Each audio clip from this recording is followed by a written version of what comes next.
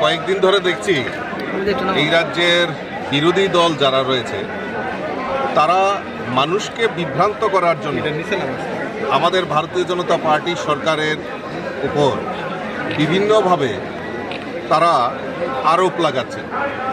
তার বিরুদ্ধে প্রতিবাদ জানাতেই আমরা আজকে মাঠে নেমেছি।